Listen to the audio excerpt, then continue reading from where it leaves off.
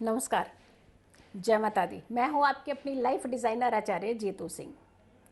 आप सभी को बहुत बहुत शुभकामनाएं हैं चैत्र नवरात्रि की। और चैत्र नवरात्रि की जब बात आती है तो सबसे पहले बात आ जाती है कि घट स्थापना कब हो, यानी माँ का जो पहला कदम हो हमारे घर में वो कैसा हो। डेफिनेटली हर कोई यही चाहता है कि माँ का आगमन बहुत ही सुखमय हो, लेकिन उसके लिए खास समय का खास ध्यान रखना बहुत ज़रूरी होता है। किस समय आपको घट स्थापना करनी चाहिए और विधि क्या होनी चाहिए। जब हम किसी को भी अपने घर में आगमन कराते हैं तो हम बहुत ही शुद्धता की और शुभता की कल्पना करते हैं। शुद्धता तो आपने कर ली, बहुत सारी चीज़ों का आपने ध्यान रखा होगा, सफाइयाँ कर ली होंगी, जहाँ माँ का आगमन होगा, जहाँ माँ को आपने विराजित करना है, वो सारी चीज़ें भी आपने जगह देख ली होंगी। लेकिन किस समय घट स्थापना करनी चाहिए। 13 अप्रैल से नवरात्रों की शुरुआत, उसी दिन संवत का बदलना, यानी ग्रहों की भूमिका भी बदलना, ग्रहों के पद भी बदलना, सारी मिनिस्ट्रीज बदल जाना यूँ कहें, और साथ के साथ माँ आकर के आपको आशीर्वाद दे दे, आपके सुखों को और बढ़ाए, उसके लिए आपने घट स्थापना के मुहूर्त का खास विधि विधान रखना है, खास ध्यान रखना है। मुहूर्त की हम बात करते हैं तो सुबह 5:28 से जो समय शुरू हो रहा है वो सुबह 10:14 तक का है। इसी बीच ही आपको घट स्थापना करनी चाहिए, यानी जो जवारे बीजे जाते हैं वो इसी समय ही आपको बीजनी चाहिए, क्योंकि ये समय आपके जीवन में कुछ बड़े चेंजेस लेकर के आ सकता है। जहाँ एक तरफ माँ को आप आसन देंगे, उन्हें विराजित करेंगे, वहीं दूसरी तरफ आपकी स्टेबिलिटी की घड़ियाँ शुरू हो सकती हैं। तभी कहा जाता है कि मुहूर्त का हमारे जीवन में खास रोल है। मुहूर्त का पंचांग में खास एक भूमिका है, खास एक स्थान है। तो तभी हमें अपने अपने आप को स्थिरता की तरफ ले जाने के लिए, अपने जीवन को स्टेबिलिटी की तरफ ले जाने के लिए हमें मुहूर्त का खास ध्यान रखना चाहिए। शुभ मुहूर्त पर ही आप घट स्थापना कीजिएगा, क्योंकि ये काफ़ी अच्छा लंबा समय है, जहां आप इसी बीच में अगर आप 8 बजे 9 बजे नहीं कर पा रहे तो 10 बजे तक कर सकते हैं। तो यानी ये जो समय है, ये समय आपके लिए अच्छा समय है जब आप घट स्थापना कर सकते हैं। चैत्र नवरात्रि शुक्ल पक्ष की प्रतिपदा ये तिथि भी है और द्वितीय तिथि भी इसी दिन ही है, यानी 13 तारीख को प्रतिपदा भी है सुबह जब अब सूर्य उदय होगा, और साथ के साथ द्वितीय तिथि भी शुरू होगी, यानी 2 तिथियों का संयोग भी है इसी दिन। घट स्थापना के समय पर सर्वार्थ सिद्धि योग और अमृत योग भी है, और सेम डे यानी फर्स्ट डे ही प्रीति योग भी आपको मिल रहा है। तो 3 योग का जो कॉम्बिनेशन है, ये नवरात्रि आपके जीवन में कुछ खास भूमिका निभाते हुए दर्शा रहे हैं। फिर आती है उसके बाद कि नवरात्रि का माँ का तो आपने आगमन कर रही है। पहले दिन माँ शैलपुत्री की पूजा होती है। हमें पूजा में किन चीज़ों का खास ध्यान रखने की ज़रूरत है।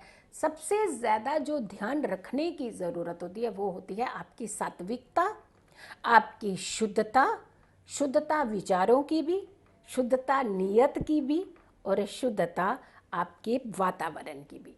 तो यानी वातावरण भी शुद्ध होना चाहिए, आपकी नियत भी शुद्ध होनी चाहिए, आपके विचार भी शुद्ध होने चाहिए, तो पूजा का फल आपके जीवन में अति उत्तम हो जाता है। अब आती है बात कि हमें कलश स्थापना, बहुत सारे लोग कहते हैं कि कलश स्थापना करना है तो हमें किस तरीके से करना है, क्योंकि जब हम घरों में ही कलश स्थापना करते हैं तो ज़्यादा विधि विधान हम लोग फॉलो नहीं कर सकते हैं, बट जो कम में हम कुछ चीज़ें कर सकें वो क्या होनी चाहिए, जिससे हमें उतना ही फल मिले जितना कि आप अगर मंदिर में जा कर के स्थापित करा रहे हैं। देखो मैंने कहा ना, शुद्धता और विचारों में सात्विकता, ये अगर आपकी होती है तो आपको फल ज़्यादा मिलते हैं। आस्था हमेशा आपके विश्वास को पक्का करती है, तो आस्था भी पूरी होनी चाहिए, विश्वास पूरा बने रहेगा। एक पात्र ले लीजिए, मिट्टी का पात्र लेना चाहिए, और पात्र ऐसा हो जिसका ऊपर का मुंह थोड़ा सा खुला हो। हमने ये देखा कि पूरा बैलेंस वाला पात्र, जब भी हम नीचे का पात्र थोड़ा छोटा और ऊपर का बड़ा पात्र रखते हैं तो ये मतलब होता है स्प्रेड करना, यानी जो खुशियाँ आप अपनी बांटना चाहते हैं, फैलाना चाहते हैं, बढ़ाना चाहते हैं, उसी तरीके से चीज़ों का प्रयोग भी करना चाहिए। क्योंकि जब हम खेतों के अंदर इन चीज़ों को बीजते हैं या फिर आप मंदिरों में बीजते हैं तो वहाँ एक सिस्टम अलग होता है।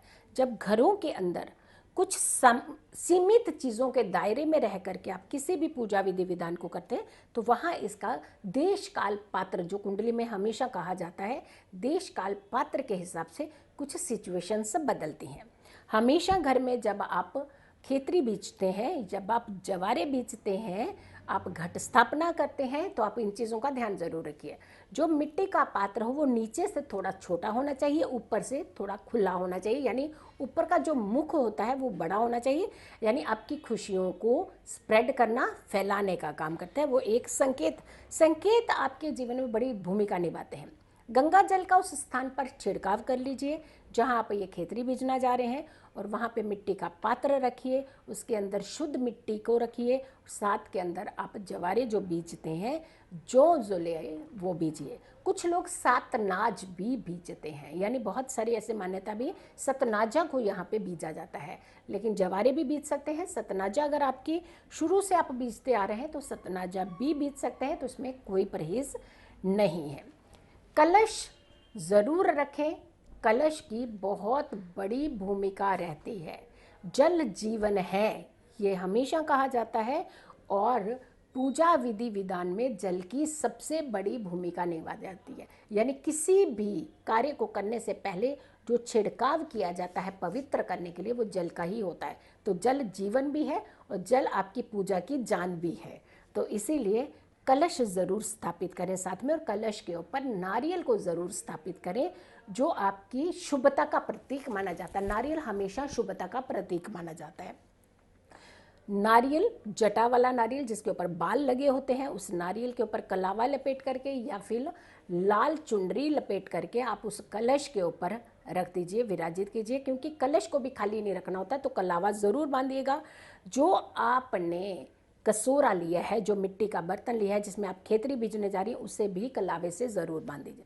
तो जब आप ये बीज बो दें, सब कर लें, सारा अच्छे से पूरी विधि विधान से जब आप अपनी पूजा कर लें, धूप बत्ती दिखाइए, आप जोत जलाइए, माँ की आगमन का आह्वान के आप बिल्कुल संकल्प लीजिए। जल धरती पर डालते हुए संकल्प लीजिए कि मैं 9 दिन आपकी पूजा ज़रूर करूँगी और पूरी कंप्लीट पूजा करूँगी। देखिए, वहम ना पाले। कई बार क्या होता है कि कोई चीज़ हमारे हाथ से छूट जाती है, गिर जाती है, तो हम लोग घबरा जाते हैं कि गिर गया, जोत बुझ गई, ऐसा हो गया। भाई कोई बात नहीं, जोत बुझ गई तो जला दीजिए। हाँ, ये संकेत अच्छे नहीं देती है, लेकिन घबराना किसी भी चीज़ का सोल्यूशन नहीं होता। डर के मारे आप 10 चीज़ों को और ज़्यादा खराब कर लेंगे।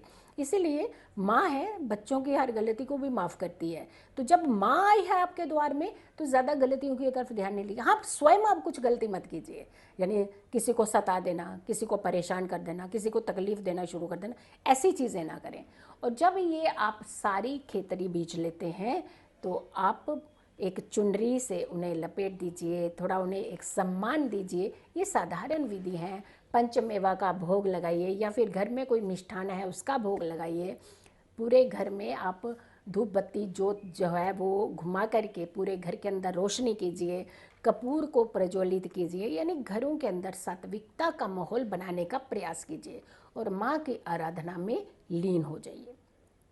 समय हमने आपको बताया, बहुत साधारण तरीका हमने आपको बता दिया कि कैसे आप अपने घर में खेतरी को बीज सकते हैं। हाँ, अगर आप विधि विधान से बहुत पूजनीय पंडित जी के द्वारा कराते हैं तो वो सारी विधि विधान सब जानते हैं। इसके अंदर एक चीज़ ज़रूर करनी है जो मैं आपको बताने वाली हूँ, वो दैवीय चीज़ होती है। 3 सुपारियाँ आप ज़रूर उसमें विराजित कीजिए। 3 सुपारियाँ, माँ के तीनों स्वरूप को आप आह्वान कीजिएगा। माँ लक्ष्मी, माँ सरस्वती, माँ काली का आह्वान कीजिएगा तो आपके जीवन में बहुत सारी खुशियों का आगमन। और 3 सुपारियों के ऊपर आप रोली से तिलक ज़रूर करें। माँ को रोली बहुत पसंद है, माँ को मोली बहुत पसंद है, माँ को लाल चुनरी बहुत पसंद है। तो ये तीनों चीज़ों का प्रयोग आप अपनी पूजा में ज़रूर कीजिएगा। पंचमेवा का भोग के साथ साथ अगर आप किसी भी चीज़ का भोग लगाना चाहते हैं, मिष्ठान का भोग लगाना चाहिए तो ज़रूर लगाइएगा। आप फूल मखाने का भोग लगा सकते हैं, आप किशमिश का भोग लगा सकते हैं। तो जो आप भोग लगाना चाहते हैं लगाइए, लेकिन अपनों के साथ ही इस नवरात्रि को मनाइए, माँ के साथ ही इस नवरात्रि को मनाइए।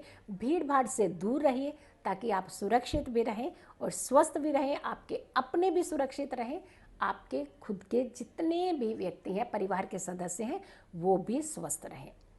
तो माँ का आगमन कुछ इसी अंदाज में कीजिएगा। यकीन मानिए, माँ आपको झोलियाँ भर भर के आशीर्वाद देगी, आपके जीवन में सुखों का आगमन करेगी। तो माँ का आगमन आपके जीवन में सफलता लेकर के आए।